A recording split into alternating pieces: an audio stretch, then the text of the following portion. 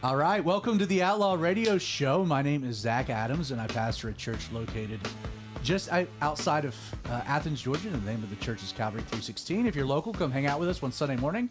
Our service is at 10:30. If you're not local but looking for a good church to watch online, we stream our service on two different platforms, facebook.com/Calvary316, very easy to find.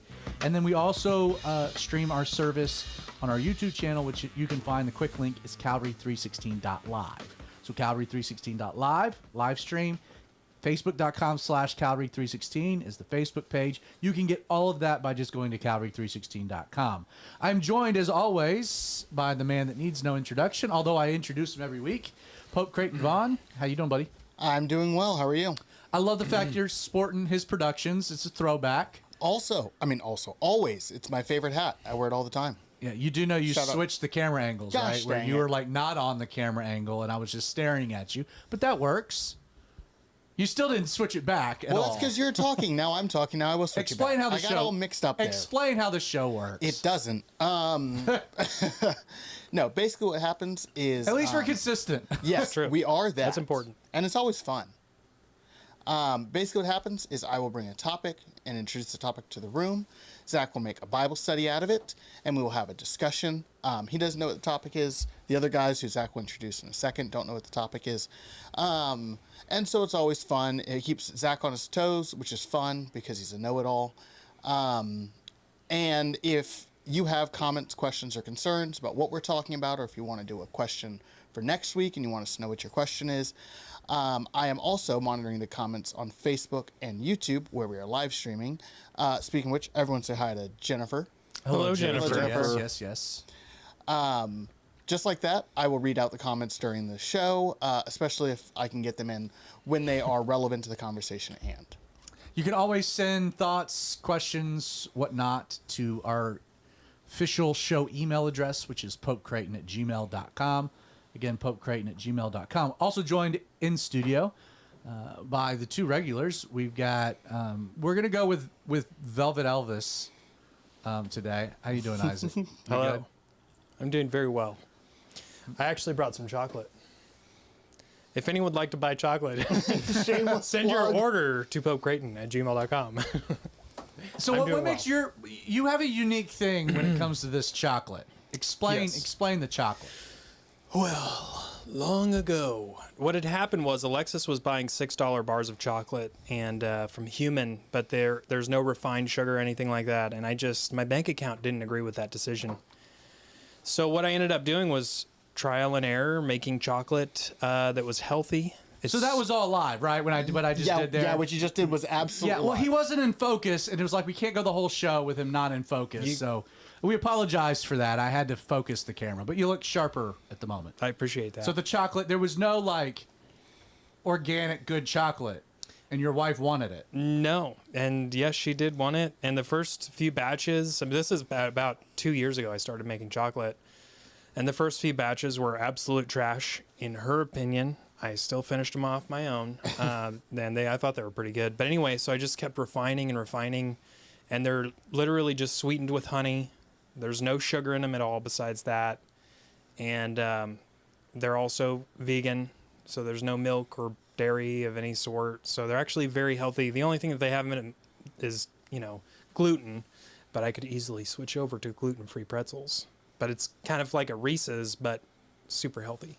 So that does lead us into a new nickname possibility, and that's our own Willy Wonka. Oh yeah, which I could see it. You could see it. That you kind of gravitate more towards that one than Velvet Elvis or Football Mom or Football Mom is my favorite. Or Oregon Dexter. We're still workshopping this. Also joined in studio by Spice Daddy. I appreciate the 316 hat.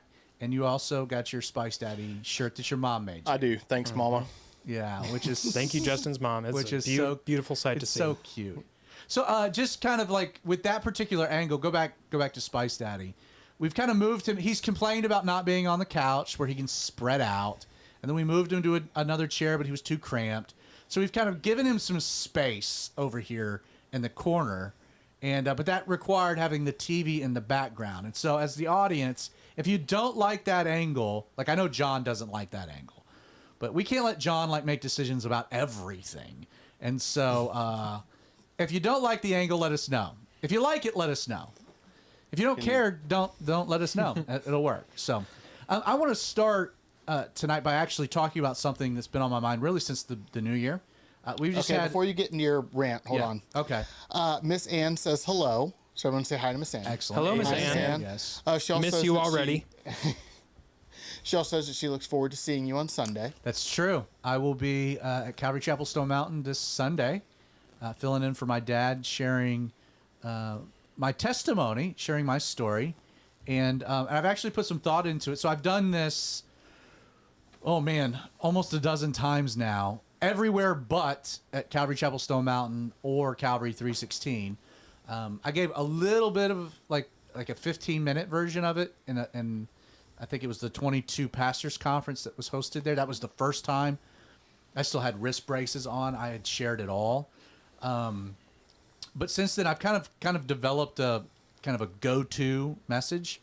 But I've been thinking about it. I've got I think a whole new wrinkle on it. So it'll be the same story, but I think with kind of a fresh, unshared angle. I'm going to start with Gideon, I think. Interesting. Yeah, I'm going to start the story with Gideon and kind of go from there. So, Miss Ann, it'll be great to see you, and can't wait to. What are you laughing at? What are you laughing at? Like you lost. I've never seen you just like totally lose it. You said an unshared angle, and I just thought about this story. It was I was just thinking. You lost it.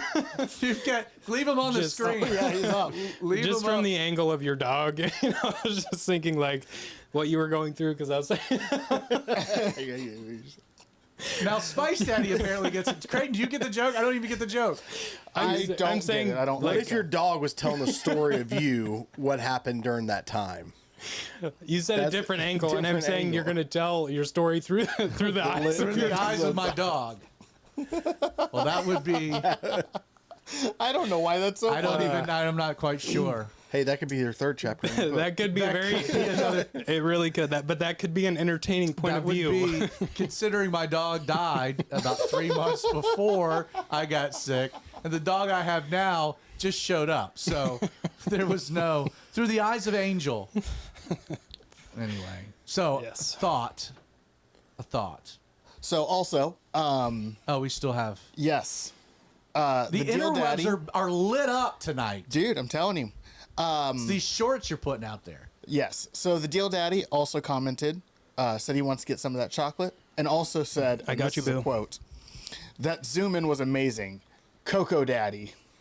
Yes. Cocoa, which I like. Yes. That's not bad. Thank you, sir. Thank you, sir. we could get 3 beans. You know, Oh, Cocoa yeah. Daddy. Ooh, That's not that's hey. I'm liking where this is going. Hey, Deal Daddy Derek, Hooking it up. maybe with a winner, Cocoa Daddy. Anyway, anything else before? Yes. Justin's second favorite, Karen and Rachel both say hello. Awesome. Well, welcome to the Outlaw Radio Show. You can't like start laughing again just out of nowhere The thought came back in. I'm sorry. from a different perspective. Anyway, you know you're going to be in the middle of drumming one Sunday morning, and I'm I'm gonna going think to about your dog, your dead I'm dog. going to turn and be like, "Hey, from a different perspective." I'm just gonna throw it up on the screen that's facing the stage, like a picture of a dog. A dog just looking at him. In the eyes of an angel. So I started to kind of was chewing on this thought. I had actually read a book recently by a guy named Rick Rubin. Wouldn't necessarily recommend the book. He's a very famous music producer.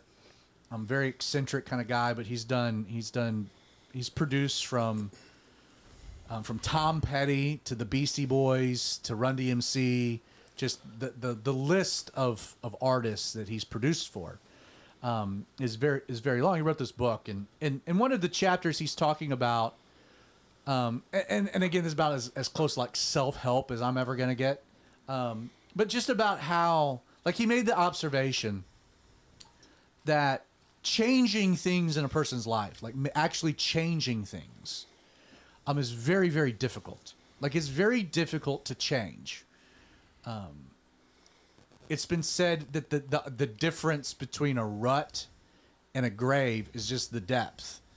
And one of the reasons why it's hard to affect change, and like you might be listening or watching, and you're like, there are some things in my life I've wanted to change. We all go into the new year like things that I want to evolve, I want to get better at, I want to change, I want to do some things different.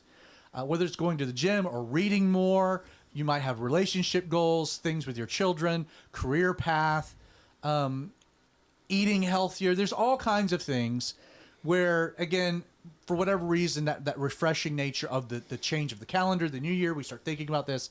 Anyway, so I've been thinking about this for several weeks. Been reading this book. I've finished it. But we've had a series of episodes where, I haven't had, a chance to just kind of jump in with a thought to start with. So I filed this because most of the time Creighton will throw in a topic, and what we've been doing over the last 2 months has been wonderful. But 50% they say, and to me it resonated as true. I haven't done independent research into this, but that the reason it's so hard to change is that 50% of your life is on autopilot. And that's just of the life that you're awake. You can pound like that you're asleep for 6, 7, 8 hours a day. That heightens that number quite a bit to like 75% of your life. But like a good portion, 50% of your cognitive awake daytime life is like you don't think about at all. Like it is completely automated. Like you're on autopilot. And if you think about that, like from a very practical sense, that's true. Like you wake up, you have your morning routine. You've got to wake up at a certain time. The kids have to get to carpool at a certain time. You got to come back, take a shower. You got to go to the gym. You got to be at work. You work for a certain amount of hours. You drive here. You drive there. Like so much of our lives even lack to an extent free will. Like we're just set into a genuine routine. Mm-hmm. I'm not saying that that's a bad thing because that's just kind of how life is. But the point was that when we actually are self-evaluating and we're looking at ourselves and like we see areas in our life that we're like, man, I want to grow in this area. Or I want this part of me to change or to get better, to evolve. It's very, very hard to do because everything you do is already kind of determined. And so if you're wanting to see some things change in your life, you have to be very intentional and deliberate. And that's hard to do because it's hard to break routines. Some things you can't change, but other things you might need to. This is something Creighton and I were talking about. Just, if your day goes, if every day is the same, it's Groundhog's Day. Nothing will change. Like you will be where you are next year and the year after. And 10 years from now, you'll be like, man, I really wanted this part of my life to blossom, but it didn't. It's because you didn't, nothing changed. And if you don't change something, it'll stay the same. Mm-hmm. And if everything's automated, everything gets stuck into a rut. And that rut leads to a grave ultimately. So like if you're wanting something to change, like I'll give you a great example of this. I think any Christian if you're a genuine Bible believing, Christ filled, Holy Spirit filled individual, you love Jesus. I think there's no debating the necessity for church. Like, I don't think, with the exception of people that may be really jaded or really hurt from some experience, but even then, like, that hurt, it's all rooted in, like, the desire, like, I need to be there, but I'm hurt, I don't want to go, and there's that yin and yang, that struggle. I think most Christians recognize the need to go to church. Statistically, most don't go to church, by and large. And I've talked to people that they're like, man, going into this year, I really want, like, you don't have to convince me that going to church is a good thing.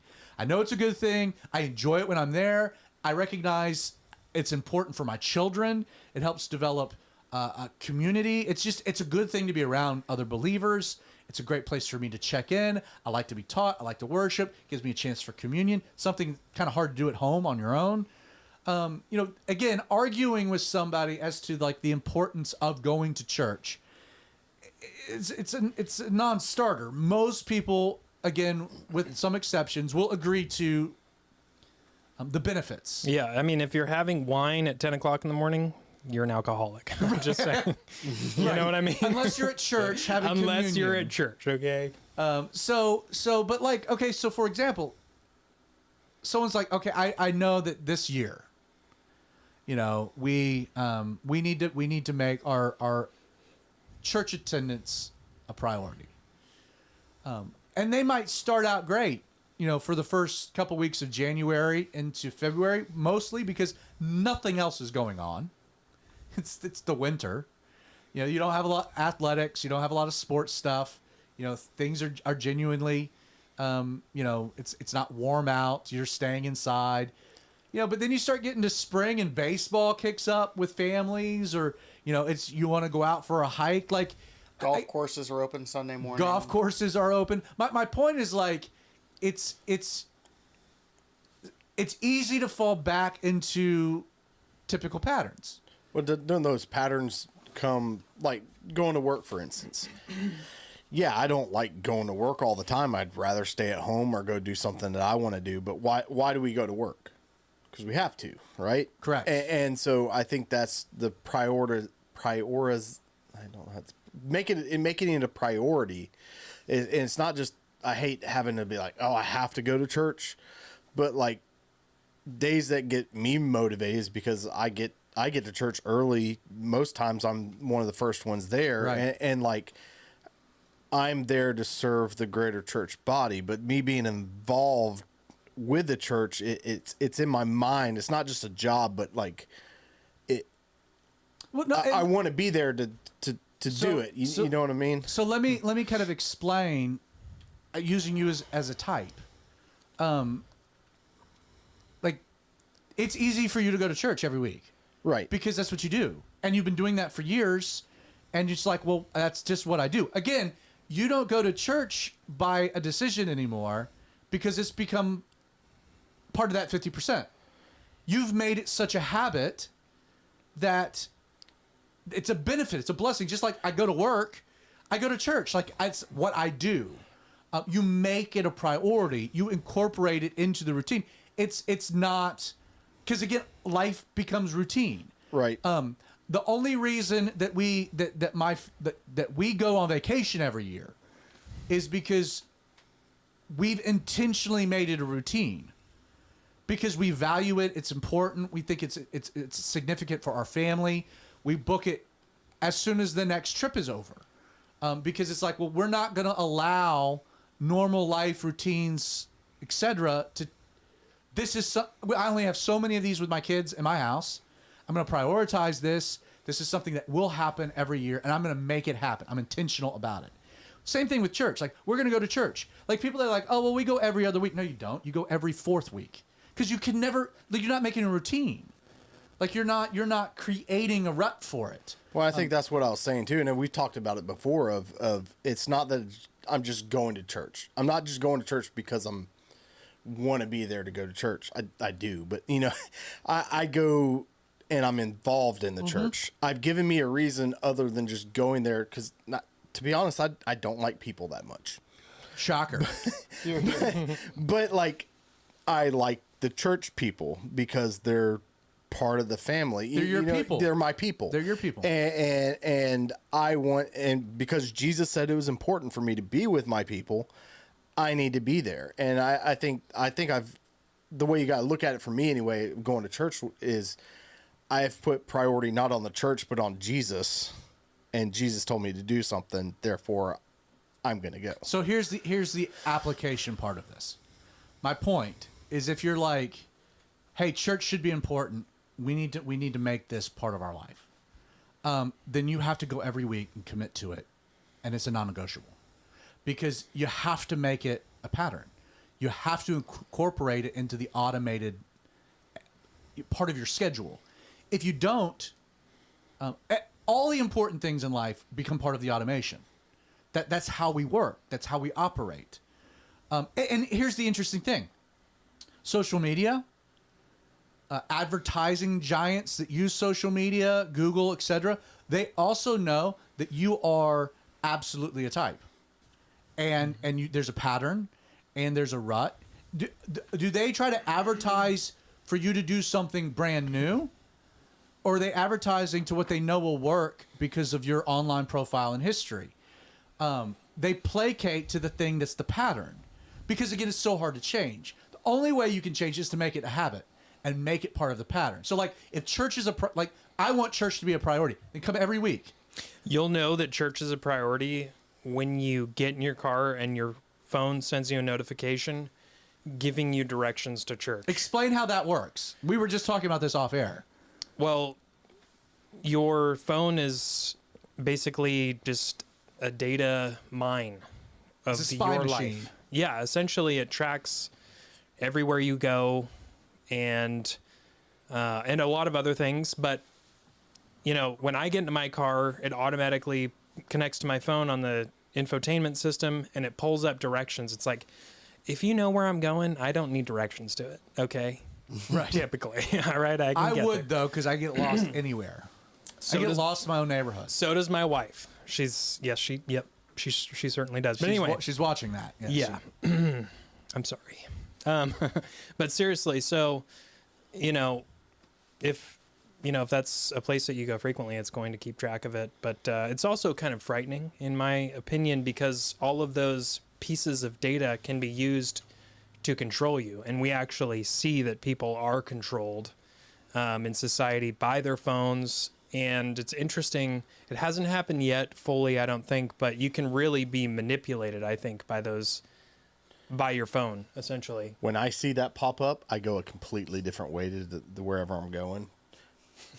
Screwing with the for no algorithm. reason. I do. Yes, Like, for sure. I was looking at you when you were talking about your advertisements. I went on the Facebook, which I haven't posted anything in like 2 years on, just to see what the algorithm was. I'm getting ads for like a monster truck rally in Winder that's coming up, apparently, which the last time I went was pretty awesome. I One do. of those. Actually, There is one coming. I know. Saw that, yeah. I saw the same thing. Then I'm getting like just random ads for stuff. I'm just like, I don't care about any of that stuff, and like I just like messing with the algorithm. So Most people don't, which is what makes the algorithm great, and it makes it successful. definitely.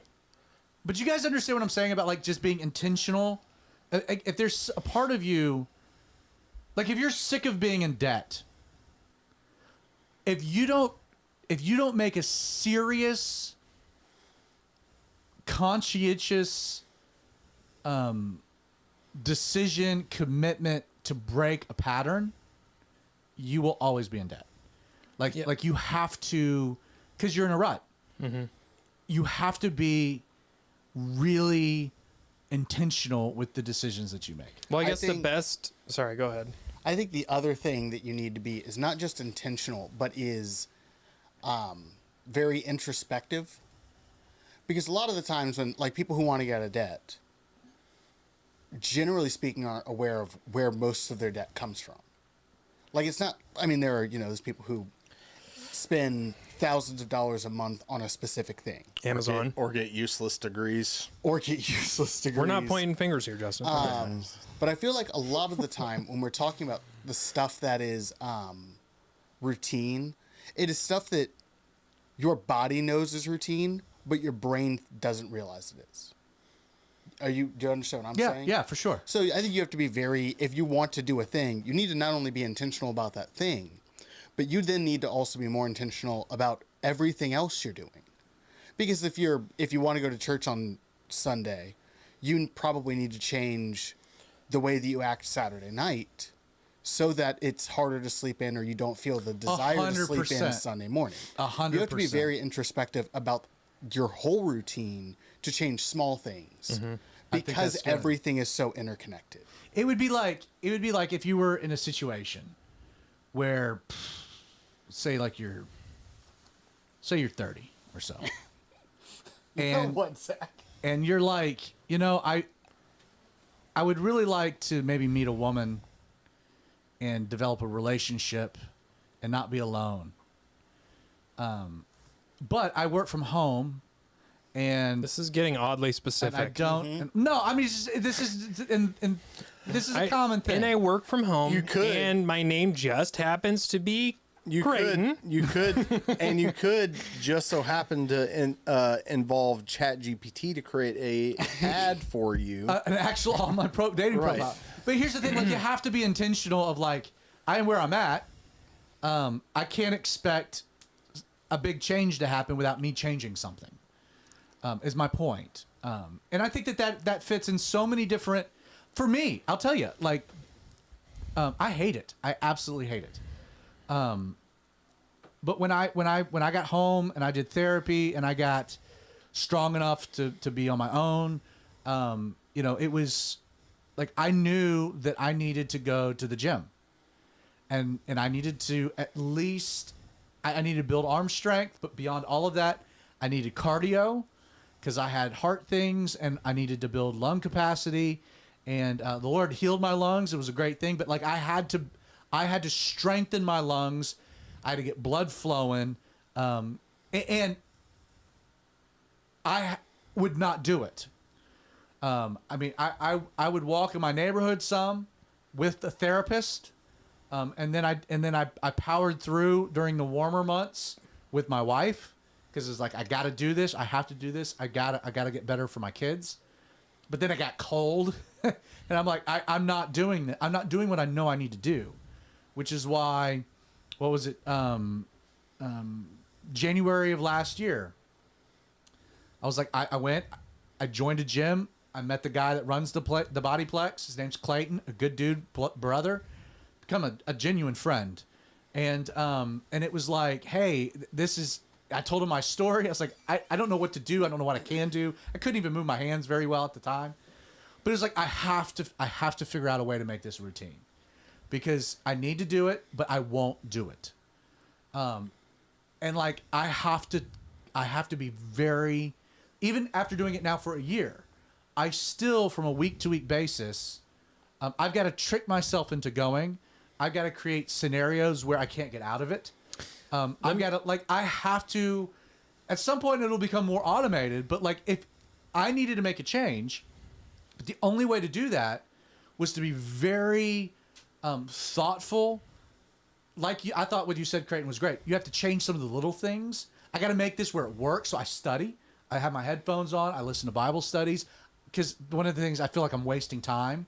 Spend an hour on the treadmill. I'll do 3 miles. And it's like, but if I'm listening to a Bible study, I'm being productive, or I'm watching the live stream from Sunday, so I can look at the cuts and I can work. I trick myself into it. But these things are important, right? Mm-hmm. I think one of the important things, just from your story, and actually from your story as well, Justin, about how you go to church every Sunday, and that's just kind of part of what you do, but you enjoy it. You know, your therapist was there with you. And then your wife was there with you. Yeah. Now, she probably didn't want to go out in the cold, I'm assuming, during the wintertime. She would have done it. I just wouldn't. But there was that automatic, like, both of you probably didn't want to go. Hypothetical. I'm just saying, you know.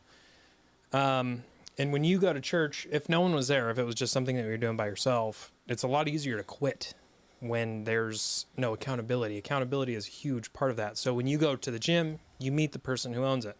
Yeah. You create a relationship. So going back to your point with the church, coming to church, it's like, you know, if you come and sit in a crowd, which I've done before in the big churches, it's so easy to just be like, you sit in a seat, and as soon as the sermon's over, you just hop out. You don't talk to a single person. And that's actually one of the things that I really appreciate about our church is that it's not like that. It's like you could literally talk to anyone, and you know, there's just so many relationships that you can have, and it's, you know, it's not just a church that you kind of Float are not in and out seen. of. Yeah, it's like you can definitely get involved, and it's a good thing for you.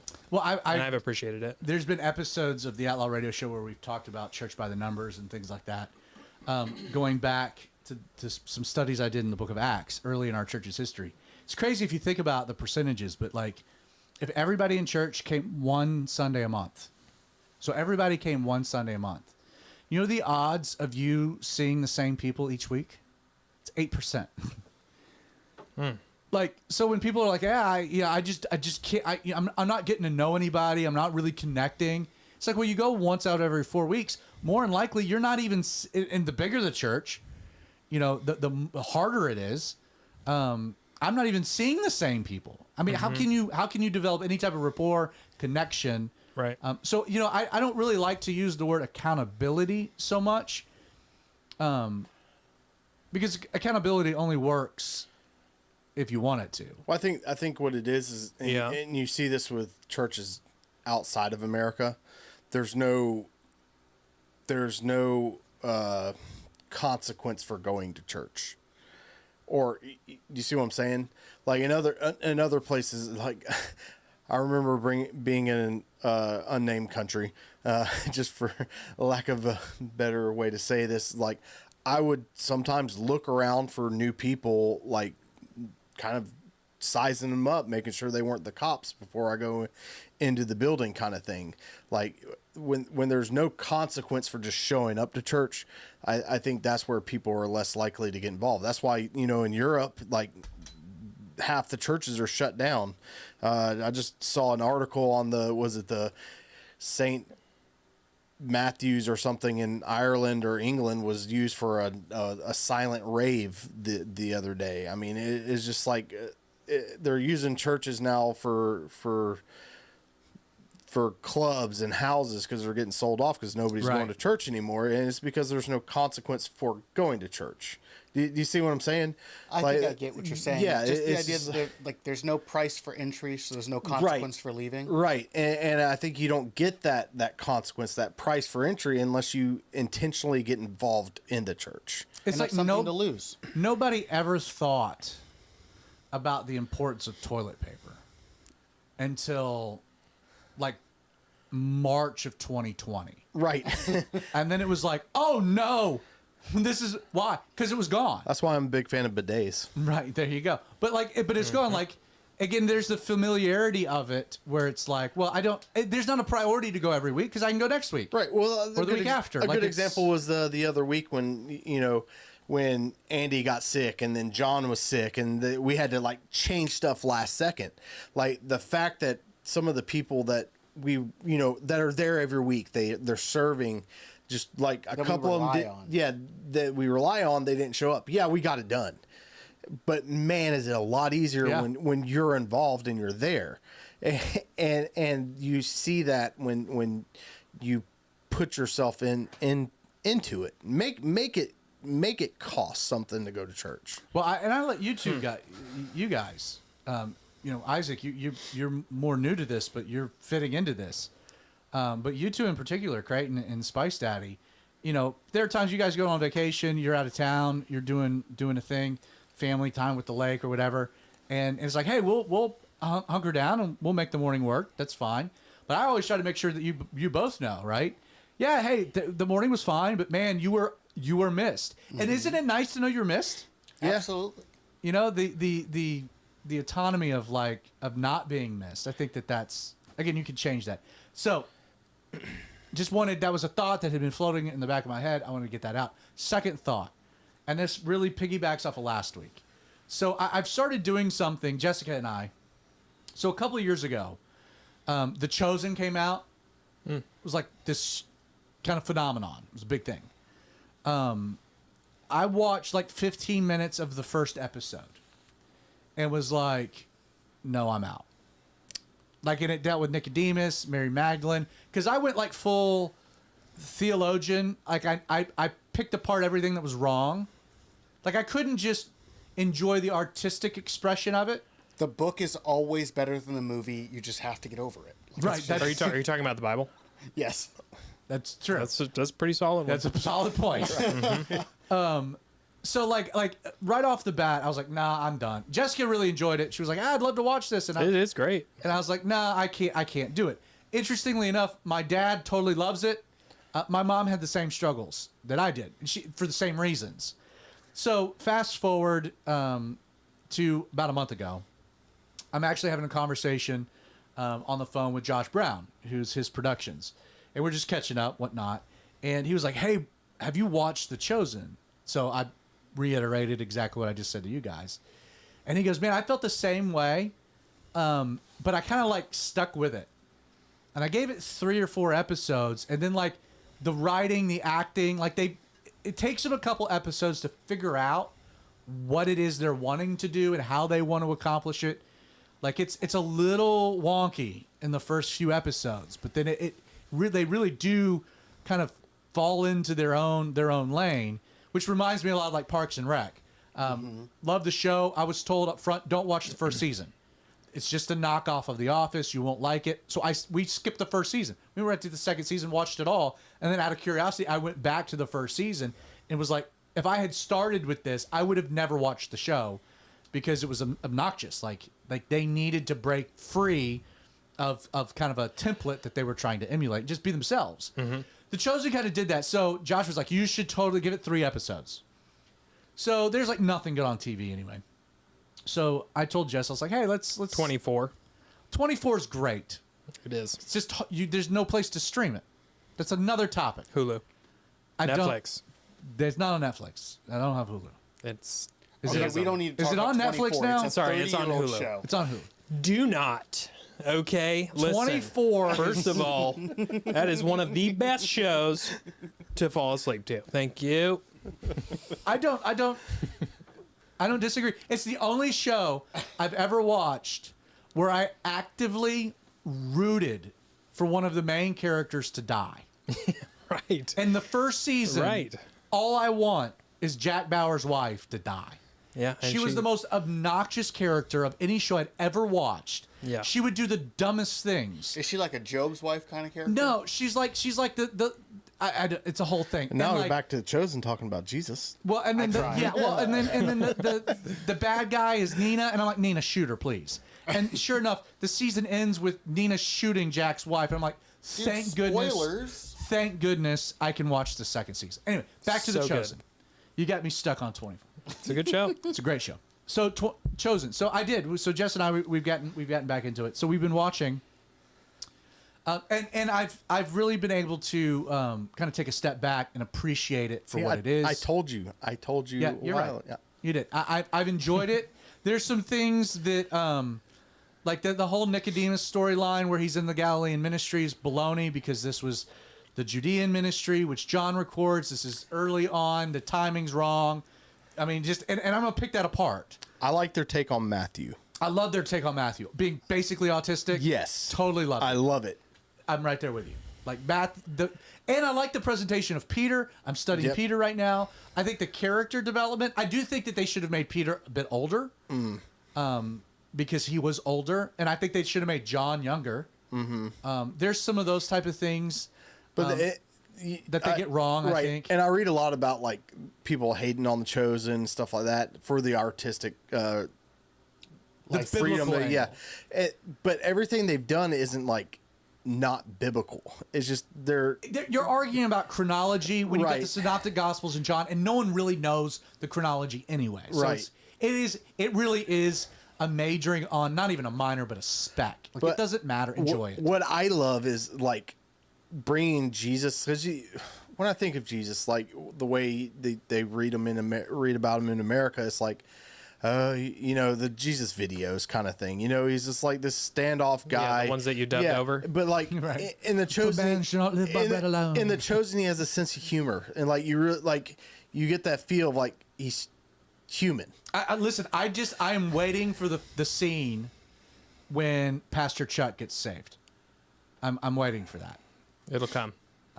You do realize that the guy that plays Jesus played Lonnie Frisbee in the Yeah. Jesus Revolution. I did not know that. Thank you for the context of And that so, joke. so Chosen was out before Jesus Revolution, so it was like they put Jesus in as this guy, But for me, it's like Jesus is Lonnie Frisbee, and like even the way he hugs people, it's like that's such a Lonnie thing to do.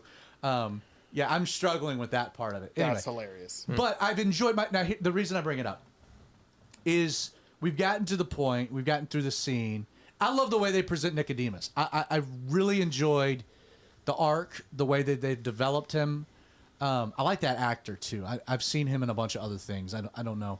But we've gotten through the scene of the Nick at Night. What we looked at last week, John chapter 3, where Jesus sits down, has a private conversation with Nicodemus. And I enjoyed the way that they presented it. I enjoyed the way that the scene played itself out, the way that they worked the dialogue in it. No complaints. Why I'm bringing it up is that I want to kind of had a thought, something that we maybe touched on last week, but we really didn't. I don't think I did a good job explaining. And I don't think The Chosen, by the way, did a good job at all of explaining this. But so within Jesus' discourse with Nicodemus, he starts by talking about rebirth, like what regeneration is, like who inherits the kingdom, who sees the kingdom. You have to be born again, not of flesh, but of spirit. You need to be filled with the Holy Spirit. It's about rebirth, to be born again. And then to illustrate later on, Jesus will say, for God so loved the world that he gave his only begotten Son. Those who believe in him should not perish but have everlasting life. He talks about, I didn't come to condemn the world. And we really unpack the idea of the everlasting life versus perishing. But I want to talk a little bit about salvation and what salvation really is. Because I think that this is important. I don't think I clarified it or explained it to the extent I wanted to last week. So I'll do this quickly. We can get to whatever topic. But so salvation has two components to it. It has redemption, the act of redeeming something, justification, which is the salvation angle, to be seen by God just as if I'd never sinned, to be redeemed, to be cleansed, to be positionally righteous before God. Thus, you go to spend eternity with God. Your sins have been judged. But like salvation is way more than just that. It's not just a saving from something. It's the saving to something. It's not that I'm just saved from my sin, which is great. Don't get me wrong. That's a good component. But that is not what Jesus is talking about fully. Because he begins the conversation with rebirth.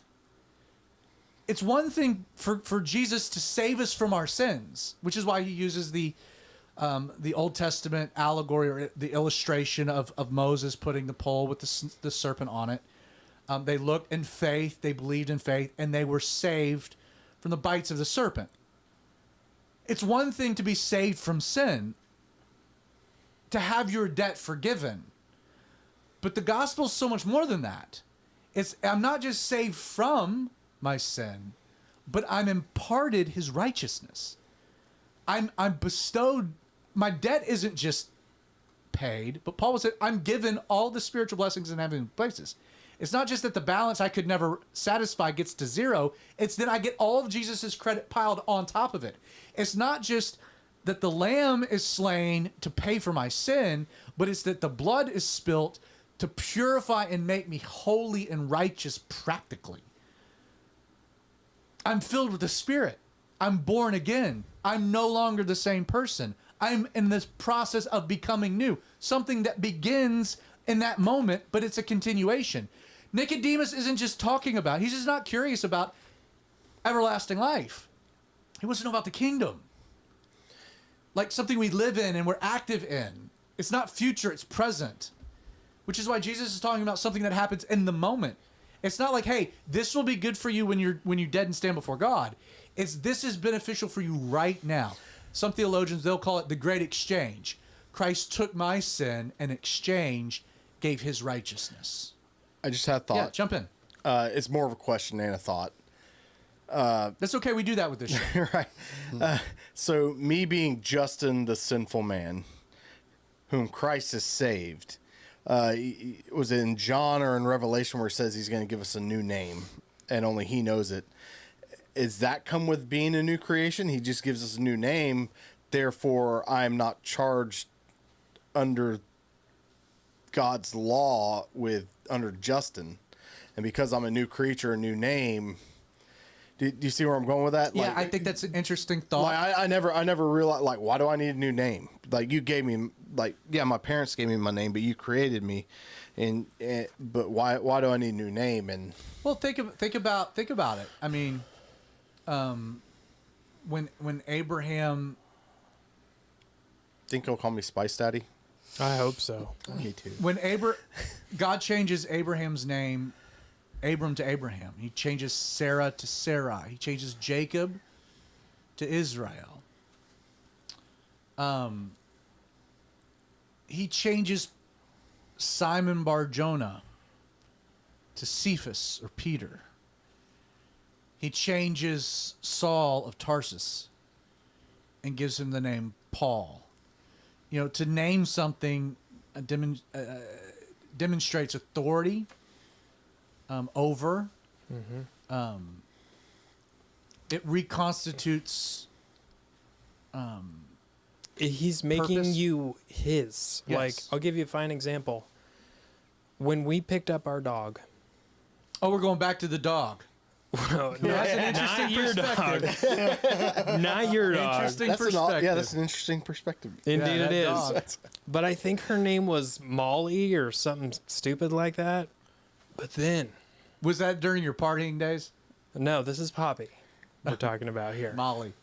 Yeah, Molly. Yeah, you got it. I got you there. We renamed her. Sure, we could have kept Molly, but Molly was the old owner's name. Right. That was the name that they'd given her. When we brought Poppy in, it's like, what should we call her? This is ours. Yeah, no, for sure. With our dog, for about 2 months, our dog's name was Miles because the dog was born in a car. Why? Okay. Steady? Yeah, his name was Miles. Christy named him Miles because he was born in a car. One of the other siblings was Otto. The three pups that came out before they got to the vet got like car names. Nice. We changed. We like Miles, but I have a nephew Miles, so we couldn't do that. So we renamed our dog Stetson Bennett IV Adams, out of homage to our Georgia quarterback. Anyway, but yeah, no, naming authority. Interesting idea that in heaven we're given a name, a private name. I was thinking, like, legally speaking, like, I can no longer be charged under Justin because Justin. Justin's dead. Right.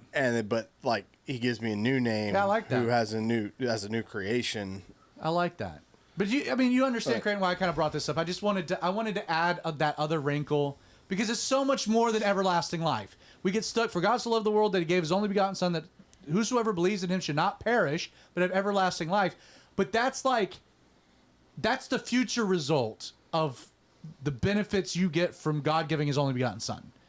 It's really interesting because I was also, when I was thinking of my question for this week, and I don't know if we have time for it. We're gonna jump into it anyway. We could throw it in, sure. Because I was also thinking about last week, and I was thinking from like from the other angle. You have a passage while you're talking. Yes, you're gonna be well. I have an idea of what passage you're gonna want to go to, and that's Romans 3:23. Okay. Because my question is not so much the actual question I'm going to ask, but how to explain the answer to the question I'm going to ask. Because the question I'm going to ask is, why do I need to be saved? Because I feel like when Christians are talking about salvation, we often take that we need to be saved thing to be very, to just be stock. It is a given, people need to be saved. How would you explain to somebody you need to be saved because you are not good enough if they don't already have a understanding that they need to be saved because they're not good enough? The house, that meme where the house is on fire and the dog's just sitting at the table saying, this is fine. Yeah, that's you if you're not saved. I totally agree. So, more particular to your question, there's a lot of different, from an evangelistic approach, just like if you were in conversation with someone and it becomes clear that there's a lot of questions you have to ask to try to understand who you're talking to, and where they're at. To put it in perspective a little bit, I am looking for an evangelistic side, not an apologetic side. Yeah, if for that sure. Makes sense. No, I do. I understand that. And so let's actually set aside, because I think the apologetics get us to evangelism. That's the goal. Apologetics get us to a framework that now we can talk about the gospel. Me talking about salvation means nothing if you think you've evolved from an ape. If you believe in evolution, I mean, there's nothing there. Like Many Christians believe that. That's a whole nother topic. Not any real ones, in my opinion. I don't think that you can believe in evolution and be a Christian at all. Why? That's another topic that we would go in a total diverging. Listen, Save that for next week. We could that would be. We got 9 solid minutes. That would be a whole nother conversation. But like at some point, for example, it's hard to talk about Jesus being the Son of God if someone doesn't believe in God. You know, if they don't believe in God, or they don't believe in fallen nature, they don't believe in sin, they don't believe in any distinctiveness about humanity over the rest of creation. Then there's no basis to have a conversation. So apologetics has to deal with some of that stuff to just lay a framework, because we got to be on the same frame. So let's just assume all that's happened. And now it's like, okay, I do believe that there's a God. I do believe I'm created. But I do think that God ultimately is fair. And I'm going to play a hypothetical scenario just for the sake of time. I believe God's fair, and I believe that He's loving. And I think as long as I'm a good person, and I try my best, and I seek to live a moral life, that when it's all said and done, that I'm going to go to heaven. That I'm a good person. Right. So I'm a good person. So if that's the individual I'm talking to, and I've had these conversations with people with that, to me it's like, well, what is a good person? Define that. Like, define what is good. That becomes a challenging question, because if there is no standard of goodness, there's no way that you can evaluate oneself. Ultimately, when someone says I'm a good person, what they're actually saying is, in their own mind, they've picked somebody out that they know, and they're like, well, that person's not they're not a good person. My dad was not a good person. My great-grandfather, my neighbor, was a bad person. I'm better than that guy. And because they're bad, so we'll just use them as my standard of bad. In comparison, that means I'm good. I'm not as bad as they are. Well, the problem is that you're picking an arbitrary standard that doesn't have any basis or validity. So you have to take a step back and say, well, do you think that God determines what is right and wrong, what is good and what is evil? Do you think God defines what is a sinful behavior and what is a righteous behavior? And if God does determine those things, Paul talks about how the law is a ruler by which we compare ourselves to. That I think is kind of an incomplete interpretation. Jesus fulfilled the law and the prophets. Jesus is the standard. Makes it as easy as possible. If you want to know what is good to compare yourself to, don't start with what's evil, because that really doesn't matter. They're already damned. It's more about you. So if you think you're good, well, find the standard of goodness. And the Bible presents Jesus as the standard of goodness. Ironically, even people that are kind of like wishy-washy will still affirm that, like, Jesus was like maybe one of the most ultimate moral teachers ever, right? Mm-hmm. Which gives you at least a baseline for the conversation, even if they haven't accepted Jesus as God or whatnot. If you're just trying to deal with the issue of goodness, you can say, okay, we can agree that Jesus was good. Most people can. Even a Muslim will. Okay, Jesus is good. Now, why don't you compare yourself instead of comparing yourself to Hitler, feeling good about yourself? Why don't you compare yourself to Jesus, who we've already agreed is good? How do you measure up to that standard of goodness? And you can go down the list. You can talk about it, but it doesn't take much for people to fall very short of that particular standard. You know, again, in Romans 3, verse 23, we read, "For all have sinned and what? Fallen short of the glory of God." Who was the glory of God? Jesus. Jesus was the glory of God. And so to say, all have sinned and fallen short of the glory of God is saying, you all fail to the standard of what is good and perfect. God said very clearly in Genesis, the wages of sin is death. Sin, death. Not a pile of sin, a sin. So you might say you're a good person in comparison to that jerk basketball coach at the YMCA. Yeah, you might be better than he. Or the person at the end of the row at your church. And if you're using a broken ruler. So compare yourself to Jesus and then self-evaluate. Are you good? Well, I'm not as good as he is. Are you even close? No, I've actually fall really short of that. But I mean, don't you think that that's kind of a lofty, unexpected standard? Yeah, that's the point. Because the Bible's clear that all have sinned and fallen short. None are good, the Bible says, no, not one. That's the premise is that you're not a good person. Like, when I was teaching a Bible class, we would talk about this very concept. And it's like if you were thinking you were just stand before God and there was going to be this great scale behind you, good deeds, bad deeds. And your worldview is that as long as there's more good deeds than bad deeds, I'm gonna make it. Okay, well, let's even operate on that. Okay, how does the Bible define sin? Well, okay, the obvious ones, active malice. You're gonna have some of those, right? Yep, for sure. Not gonna get you've lied. Okay, let's take the 10 Commandments, run down them. You've committed a bunch of them. But then Jesus also says it's not just like the things that you do with malice, but even like your intents of the heart, like your emotions. Well, I've never committed adultery, but Jesus said, have you lusted? Well, I've done that. There's going to be a lot more on that. I haven't murdered, but have you been angry? That you pile that on. And then we start talking about, well, like, what about the good deeds that I've done because they're good deeds? But now I'm doing them with a selfish motivation because they're good deeds and I'm trying to get something for it. Now they're no longer a good deed. They're tainted by selfish motivation because you're trying to get to heaven, not really helping the little old lady across the street. So can you really put those on the good deeds? No, now they've had evil intent, selfish intent, throw them on the bad deeds.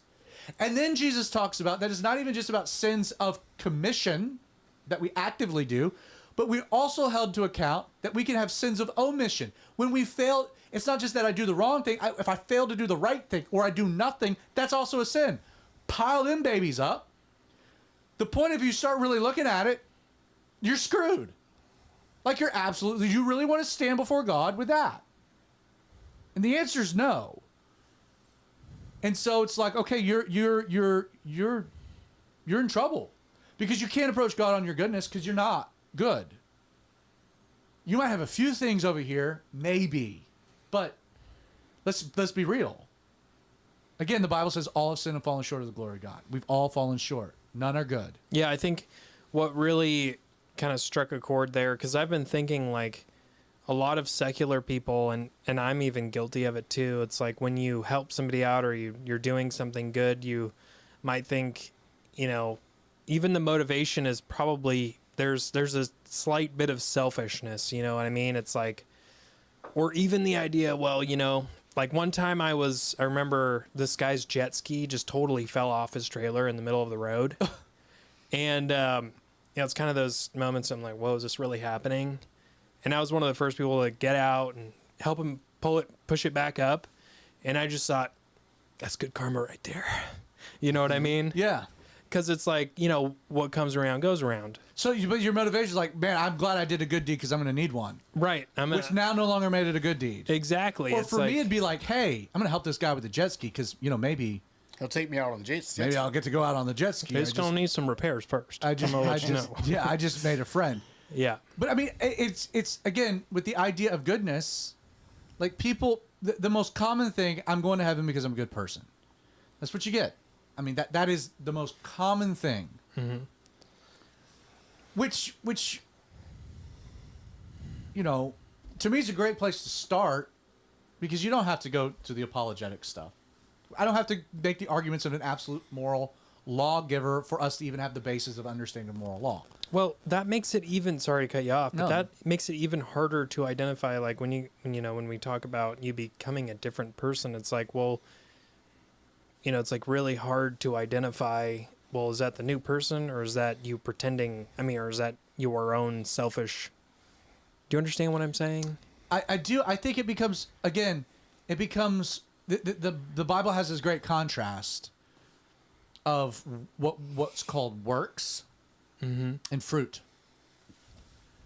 A work is something that I do. A fruit is something that naturally manifests. I don't have to do it. That's why Jesus didn't give us do attitudes, but be attitudes. The Bible, Jesus never gave us a list of things to do. Can you give me an example? He told us to be something, and that knowing if we are this, it'll naturally manifest. For example, Jesus would say, love your neighbor as yourself. That's in and of myself an impossible thing to do. I look at a picture of a group. Who's the first person I look for? The dog, clearly. His perspective is great. No, I'll always look for myself, and I'll evaluate the picture whether or not I look right. It doesn't matter about anybody else. We are naturally self-centered, but Jesus says, "Love your neighbor." It's even worse when he says, "Love your enemy." Well, I was going to get to that. Yeah, I was going to get to that. But so I don't intrinsically that's not something that's going to naturally manifest in my flesh. But is it possible for me to love my neighbor? I do. I love my neighbor. Is that me or is that the Holy Spirit working through me? Well, it's not me because I wouldn't. But it's the Holy Spirit because I am. Which is why, how do I love an enemy? Or somebody that is spiteful towards me? I can't.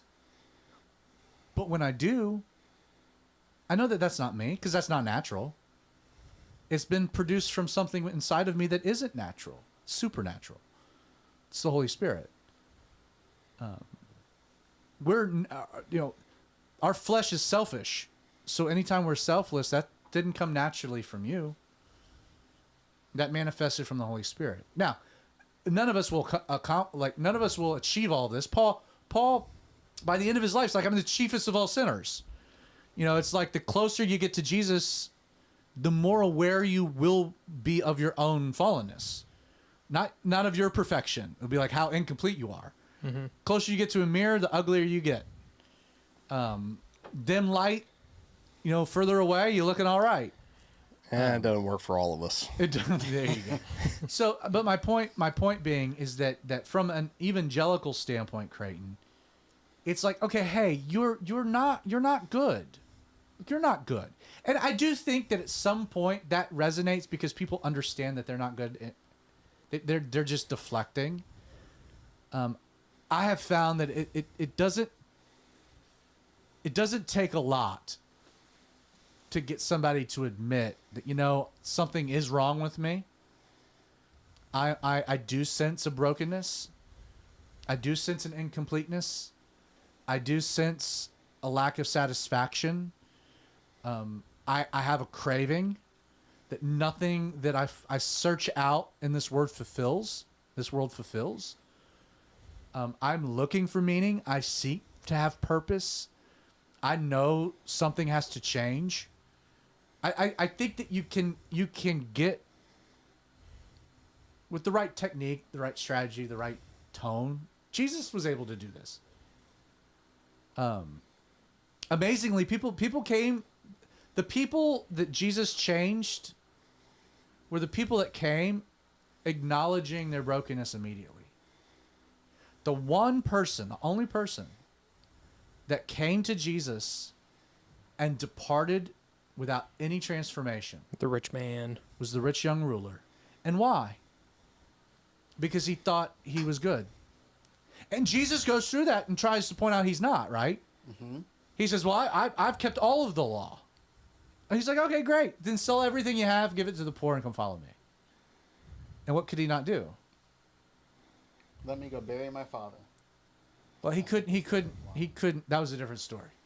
That's not the rich young ruler. Gosh darn. But the At some point, though, he did probably have to bury his he father. probably did have to bury a father. Sounds to me like somebody's not reading their Bible. Yeah. Tisk. But Jesus tries to get him to the point where he'll acknowledge, like he'll have to concede that he wasn't as good as he thought he was. Mm-hmm. Because he refused to. And as a result, it wasn't even that his money was his God. In Hebrew culture, wealth and blessing was the demonstration of God's favor. And so he had to concede that that wasn't a demonstration of God's favor because he actually wasn't as good as he thought. It was about his goodness. And he couldn't. But I think a seed was planted that he struggled with forever. And anytime we resist Jesus, we become violent towards those that follow him. And I'm of the opinion that the rich young ruler ends up becoming more known as Saul of Tarsus, was a member of the Jewish Sanhedrin, and then later on becomes Paul the Apostle. But on the road to Damascus, Jesus appears to him and says, Saul, Saul, why are you persecuting me? It's hard to kick against the goads, which is so loaded because it says it's the accusation. You're resisting what you already know to be true. Why are you doing it? And he addresses him by name, Saul, Saul, which means that they had talked before. There was already a personal connection. I think it's the rich young ruler, but can't prove that. That kind of at least generally touches on the question that you had, Cray. Yeah. I thought you did a great job. I thought it was really good. Any thoughts on the interwebs? Justin's second favorite Karen says, loving your enemy sounds great until you get one, which I totally agree with. That's a good line. We had some other stuff from earlier. She also said that people in Siberia rode a bus or train for 2 hours or more to meet for church one way. Right. In Siberia. It's I can relate to that when I was living in Commerce. Yeah, I bet you can. Yeah. Very different climate. Yeah. Same Slightly. Same atmosphere. Mm-hmm. A lot of meth heads. You guys have any final thoughts, Spice Daddy? No, we talked about everything. Well, I would like to hear more about your thoughts. And I'm not saying that I personally we can totally believe talk in about evolution. I just theistic evolution. It's my favorite topic. I would love to Yeah. have Do you want me this to answer conversation. it? No. The basic way I know how to we're out of answer it? time. Okay. So We there's can this tease it. one Hillsong song. I like that song. Do you know what I'm talking about? So I will. Yes, so will I. Or so Yeah. will I, yeah. And it says one of the lines in there, and I remember listening to it with Alexis, and I was like, do you think that they believe... It's based. Have you heard that song? It's like all of creation evolving according to your word, essentially. Evolving is something like that. But they use the word evolving, and I'm like... I think some people take that word too far. This next topic. Like, well, Yeah, we'll push that to next week. Craig, you got anything final? I would love to do evolution next week. All right. It's my favorite topic. Finally get to use my degrees. Yeah, just Mine too. punch me in the face. I'm a college dropout, but I liked biology when I was in college. Nice That's it. nice Kanye reference. Not a Kanye reference. College dropout. I'm gonna drop some hip hop. It's never a Kanye reference. I'm dropping some hip hop. Please We're don't. getting out of here. Welcome. Thank you. Welcome. Good grief. After hours. I know. Thank you for joining us tonight. If you've been watching the live stream, check out the podcast released on Thursdays, Apple, Google, Spotify, Amazon, wherever you get your podcasting. If you're listening, hang out with us on a Wednesday night. We live stream outlawradio.live, facebook.com/the Radio Outlaw, 8 o'clock Wednesday nights. Hope that you join us. See you guys next week. God bless.